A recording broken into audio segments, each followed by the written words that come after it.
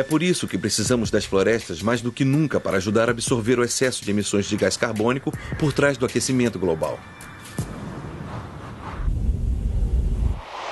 Mas ao redor do mundo, as florestas estão morrendo. Foi estimado que perdemos uma área de floresta do tamanho de Manhattan todos os dias. O engenheiro ambiental Mark Hodges quer reflorestar as regiões desmatadas do mundo a partir do ar. Se seu plano der certo, o aumento de árvores que eliminam o carbono poderá reduzir os níveis dos gases de efeito estufa o suficiente para combater o aquecimento global. O que eu proponho fazer é produzir milhões de recipientes, pequenas bombas aerodinâmicas carregadas de sementes que serão distribuídas em grande número pelo ar, reflorestando grandes áreas em curto período de tempo a um custo razoável. Agora, Mark e a equipe do Discovery Channel tentarão replantar o manguezal que um dia floresceu nesta barreira insular da costa da Louisiana. Todas aquelas árvores parecem ter desaparecido. Os manguezais são as melhores árvores do mundo para absorver o CO2. Se o projeto der certo aqui, Mark poderia replantar manguezais nas ilhas e nas zonas costeiras ao redor do mundo para auxiliar a limpar o excesso de gás carbônico na atmosfera. Ao longo dos anos, os furacões atingiram as ilhas e os manguezais em seu caminho e agora não oferecem mais proteção. Em consequência disso, em 2005, ondas de tempestade do furacão Rita e Katrina derrubaram as barreiras insulares da Louisiana e assolaram Nova Orleans. Mas Mark acredita que um reflorestamento aéreo pode trazer os manguezais de volta. Legal, qual é a estratégia aqui? Aqui é o ponto zero para o reflorestamento aéreo. Podemos contar com a força da vegetação para reequilibrar o clima? Aproxime-se baixo e lento. Negativo, negativo. Não posso diminuir a velocidade do avião. É possível replantar as florestas do mundo com uma fórmula high-tech de bombardeio? Nós vamos tentar fazer algo único, que ninguém tentou fazer dessa forma antes. A propriedade dinâmica aérea é ruim, o negócio se espalhou. O Ideias para Salvar o Planeta explora o poder das florestas. Será que replantá-las do ar hoje eliminará o excesso de CO2 de nossa atmosfera amanhã?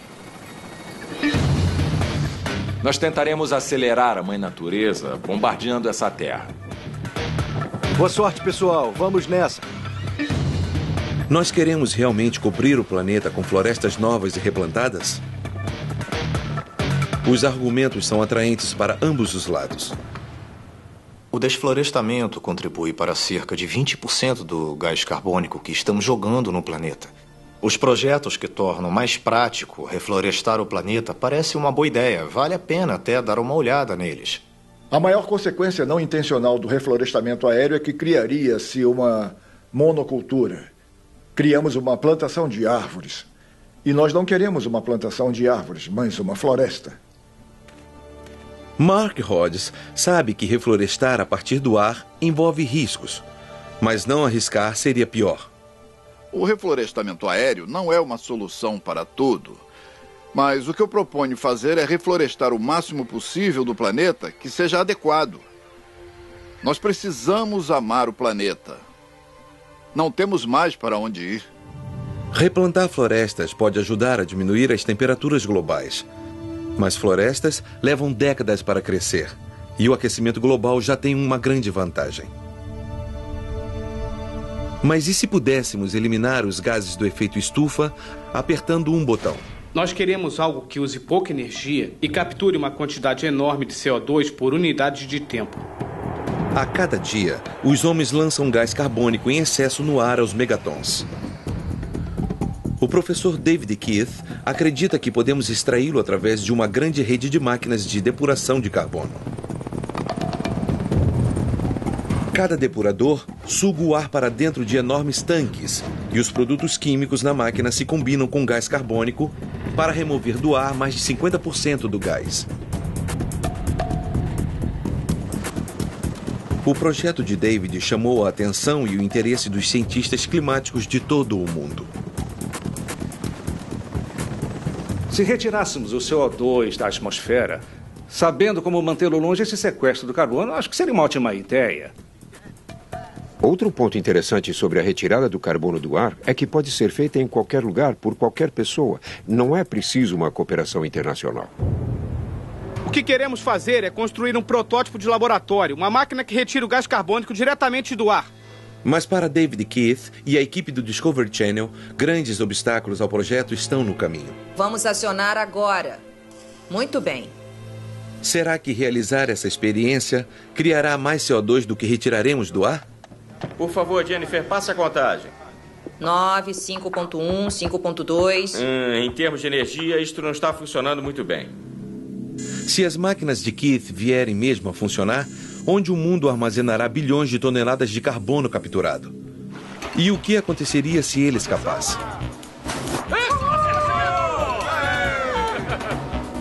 Se tivermos grandes liberações, teremos, na verdade, uma questão de saúde. O gás carbônico em grande concentração pode causar asfixia nos humanos e outras formas de vida. O que é certo é que haverá consequências involuntárias em qualquer projeto. E essa é a parte do planeta que menos entendemos.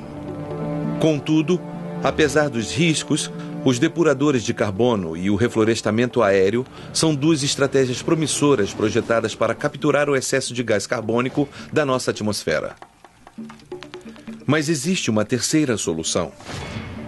Ela não requer frotas de aeronaves ou máquinas gigantescas. Apenas um oceano profundo, alguns tubos de plástico e as menores plantas do mundo.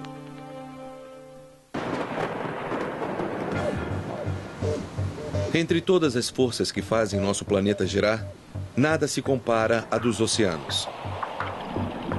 Correntes quentes e frias distribuem a energia solar e regulam o nosso clima. Mas agora existe uma nova força mexendo no nosso clima. Os níveis crescentes de excesso de gás carbônico, o CO2, que ficará na atmosfera pelos próximos 100 anos.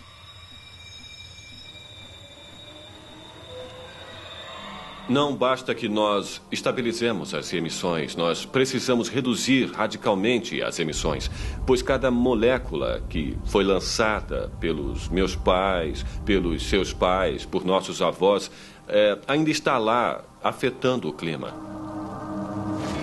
Se o reflorestamento e as máquinas depuradoras não podem eliminar o CO2, poderia haver esperança no litoral? O Dr. Brian von Herzen quer utilizar o poder dos oceanos de absorver o carbono para salvar o nosso clima. Ser capaz de eliminar totalmente essas emissões de gás carbônico seria um objetivo incrível a se alcançar. Brian está trabalhando com os professores Dave Carr e Ricardo Letayer, especialistas da Universidade do Havaí e da Universidade Estadual do Oregon. E esses parceiros? Plânctons, plantas e animais microscópicos do mar. Inacreditavelmente, essas coisas existem no mundo que nós normalmente não vemos. Os fitoplâncton são plantas microscópicas que crescem perto da superfície. Através da fotossíntese, eles absorvem gás carbônico e depois produzem oxigênio, cerca de 90% de todo o oxigênio produzido em nosso planeta. Quando eles morrem, alguns plânctons afundam no mar, levando com eles o carbono capturado em seus restos. Mas e se pudéssemos fazer o plâncton reproduzir em grande escala o suficiente para absorver quase todo o excesso de gases de efeito estufa que estão aquecendo a nossa atmosfera? Então, a partir do Equador... A única forma de fazer o plâncton reproduzir exponencialmente é alimentá-lo com estoques enormes de nutrientes das maiores profundezas do oceano. Isso nunca foi feito. O que nós queremos é uma experiência natural. Esta é a única forma de podermos testar a ideia. Nós usamos a energia das ondas para bombear a água para a superfície. E nós precisamos da sua ajuda para levar essa bomba para dentro da água, para então descobrirmos qual o impacto ela teve sobre o fitoplâncton. Os cientistas querem construir grandes bombas tubulares que usem a ação das ondas para trazer águas ricas em nutrientes que estão a 300 metros da superfície. Os nutrientes estimulariam florações de plâncton o suficiente para absorver e reduzir o excesso de gás carbônico da atmosfera. Você disse cerca de 5 metros de comprimento? Tem o comprimento do barco. para ver se o projeto funcionaria, a equipe do Discovery Channel precisa projetar tubos oceânicos que sejam fáceis de lançar em águas turbulentas.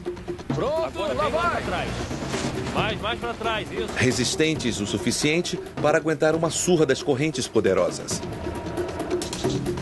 E em profundidade suficiente para aumentar a nossa esperança de reverter a mudança climática definitivamente. Nós temos que deixar 150 mil dólares flutuando no oceano. É uma nota gigante de dólar sem âncora. Nós estamos ansiosos para ver se essas bombas funcionam. Nós queremos a informação agora. Mas o que mais poderia mudar? Alguns cientistas climáticos veem problemas nisso. Todo grande empreendimento tem consequências involuntárias. Se não conseguirmos manter o CO2 aprisionado no fundo do mar, por assim dizer, o problema é que ele se espalhará pelo mar, tornando-o mais ácido e finalmente será liberado de volta na atmosfera, continuando o problema da mudança climática. Outros acham que os tubos oceânicos são riscos aceitáveis. Trazer água fria para cima esfria a superfície e isso contribuirá para o esfriamento do planeta. E também a física de trazer água fria, se for feita em grande escala, ajudará a manter o clima frio. A pesquisa é realmente boa, é muito interessante. Nós devemos aprender muitas coisas que nos ajudem, pois o oceano é muito grande e importantíssimo. E qualquer coisa que realmente nos permita entender o que o oceano está fazendo é boa. Enquanto o debate sobre geoengenharia se intensifica, os especialistas concordam num ponto importante. O aquecimento global continuará, a não ser que paremos de usar combustíveis fósseis para sempre. Combustíveis fósseis. A nossa civilização deseja tudo o que pode ter, mas nunca é suficiente. Muito além dos custos de se usar carvão e petróleo bruto, existe um preço escondido. O acúmulo do excesso de gás carbônico na atmosfera pode nos custar o mundo. A não ser que terminemos com a nossa dependência dos combustíveis fósseis.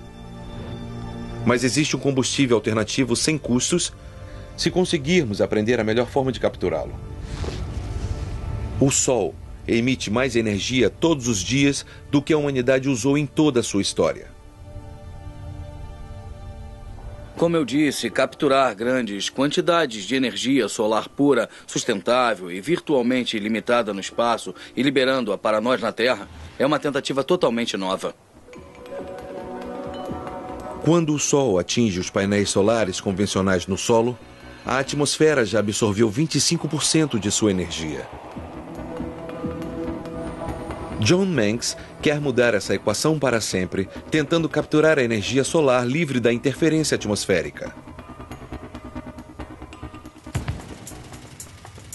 Seu plano requer uma placa de 1.600 metros de células fotoelétricas revolucionárias, orbitando a 35 mil quilômetros e 400 da Terra e convertendo a energia solar em eletricidade. A eletricidade que elas geram é emitida por micro-ondas para as estações receptoras gigantescas na superfície da Terra. As estações, então, a distribuiriam para o uso na rede elétrica. Se falharmos em alcançar esses objetivos, se não encontrarmos novas fontes de energia, se não as desenvolvermos nos próximos anos, ao final, as luzes se apagarão. O plano de Manx é conseguir o apoio dos cientistas frustrados pelas limitações das tecnologias solares convencionais. O problema com as células solares no solo é que podem ser sombreadas pelas nuvens. Poderíamos colocar um satélite onde fosse constantemente atingido pelo Sol e, então, poderíamos emitir a energia daqui para baixo. A experiência de John Manx parece promissora.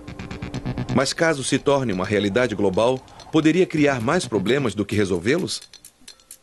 Quando falamos numa tecnologia tal como capturar a radiação solar e transmiti-la para a Terra, nós levantamos uma questão antiga de quem controlará essas fontes de energia, quem distribuiria, quem a usaria, quem faria mau uso.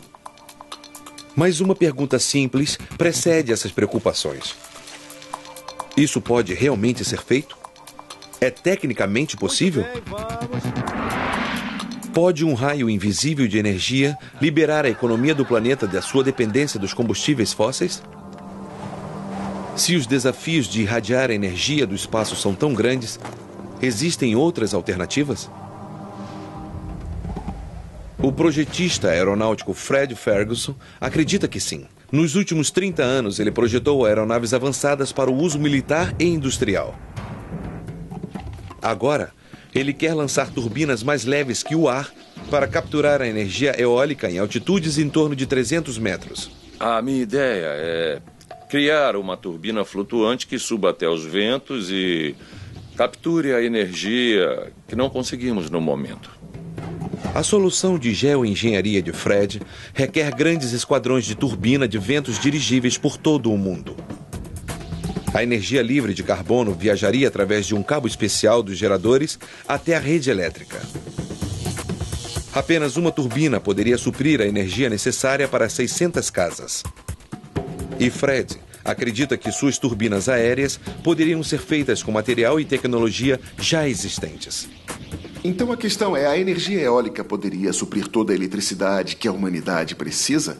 E a resposta é que existe uma enorme quantidade de energia no vento. E se conseguíssemos capturá-la de modo eficiente, sim. Será que materiais de alta e baixa tecnologia poderiam ser combinados para resistir aos ventos? Temos 1.700 quilos. Podemos canalizar uma nova fonte de energia através de um longo cabo com menos de 2,5 centímetros de diâmetro? E a equipe do Discovery Channel conseguiria sobrepujar as complexas leis da aerodinâmica para finalmente nos livrar dos combustíveis à base do carbono? Veja isso! Poderiam as turbinas de vento aéreas realmente funcionar? Os cientistas analisam o assunto. Algo interessante para nos preocuparmos, se tentarmos tirar energia demais do vento, é se haverá efeitos climáticos. Basicamente, estamos freando os ventos e estaremos retirando a energia da atmosfera e usando-a. Haverá um impacto sobre o clima e os cientistas estão, na verdade, só começando as pesquisas. Testar é a única forma de resolver questões de geoengenharia e ver se vale a pena levá-las adiante. Utilizar energia pura poderia diminuir ou mesmo terminar com a nossa dependência por combustíveis fósseis em algum momento no futuro. Mas como poderemos combater os efeitos da mudança climática que estão acontecendo agora? Nossas geleiras e calotas polares estão derretendo. Podemos ganhar tempo com as maiores mantas do mundo?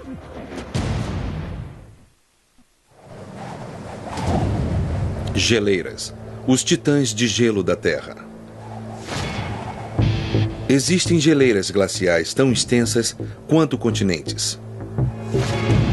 Outros formam cadeias montanhosas profundas. Essas antigas formações colossais são agora ícones e vítimas do aquecimento global. O primeiro sinal forte do aquecimento global é o derretimento do Ártico. Estamos vendo o mar de gelo desaparecer bem mais rapidamente do que se previu há alguns anos.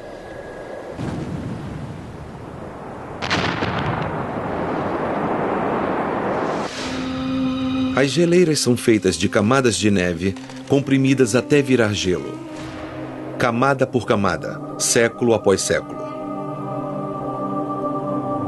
Mesmo enquanto as geleiras se formam, a força da gravidade está lentamente puxando-as para baixo. Elas derretem e viram rios ou seguem para o mar. Mas agora, as temperaturas em elevação estão acelerando esse processo. As geleiras estão derretendo enquanto o gelo se liquefaz na superfície e a água escoa através das fendas até o leito rochoso. A água age como lubrificante, deslizando as geleiras mais e mais rapidamente, levando-as à destruição. Isso faz parte de um ciclo decadente que os cientistas sabem que deve ser detido. O gelo é branco, por isso reflete a luz solar. O gelo derrete por causa da mudança climática. Existe um mar escuro que absorve a luz solar, que à medida que o Polo Norte fica mais quente, o planeta aquece, criando um ciclo vicioso onde o aquecimento global gera mais aquecimento global. O geólogo Jason Boggs acredita que pode salvar as geleiras e as calotas polares com um grande projeto de geoengenharia. A ideia é cobrir as geleiras com um material refletor, impedindo o derretimento. Jason Boggs quer usar um material ultra-resistente para proteger o gelo das temperaturas crescentes e dos raios de sol. Mas essa experiência pode realmente dar certo? A equipe do Discovery Channel ajudará Jason a testar sua teoria nas geleiras irregulares da Groenlândia. Tudo que eu preciso tem que chegar lá nas geleiras. A geoengenharia pode salvar o suprimento de água potável do nosso planeta antes que ele literalmente se esgote? A tecnologia plástica pode impedir que o aumento da temperatura derreta o gelo que poderia inundar as costas litorâneas do nosso mundo? Ligue o simulador de vento. E se conseguirmos cobrir as grandes extensões de gelo da Terra, devemos ir em frente e fazer isso? Cara, isso é muito assustador. Tem muita energia aqui, é a força da água. Numa escala de 1 a 10, qual a seriedade desse degelo? É 11.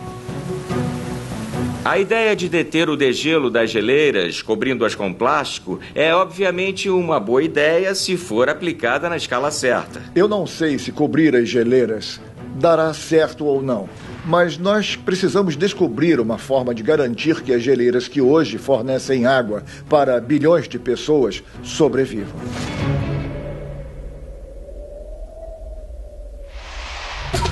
A geoengenharia não é para covardes nem para os de pouca visão. Soluções como parassóis e tubos oceânicos excedem muito em tamanho e impacto os projetos já experimentados no passado. Os benefícios poderiam ser enormes, mas os riscos também são gigantescos. Em jogo está o único mundo que temos. O mundo onde os combustíveis fósseis estão nos levando a um ponto sem volta em 2050. Nós realmente estamos no limite de um abismo diante de um futuro que nós não compreendemos. Os desafios que enfrentamos são imediatos. Eles são até grandes, mas são obstáculos que nós podemos ultrapassar. São problemas solucionáveis, mas só poderemos solucioná-los se agirmos rapidamente. Lá vai! O Ideias para Salvar o Planeta explora 8 soluções de geoengenharia em escalas fantásticas em locações ao redor do mundo.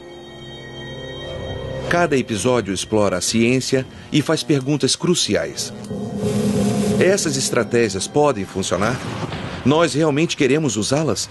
Poderemos nos dar ao luxo de não tentar? A geoengenharia envolve muitos riscos sérios e desconhecidos, mas assim também é o futuro para o qual estamos nos dirigindo. Então, por essa razão, eu acho que a geoengenharia não pode ser descartada. O desenvolvimento e o entendimento da geoengenharia é trabalho de cientistas. A sua implementação ou o desejo de fazer tal geoengenharia é uma questão social mais ampla.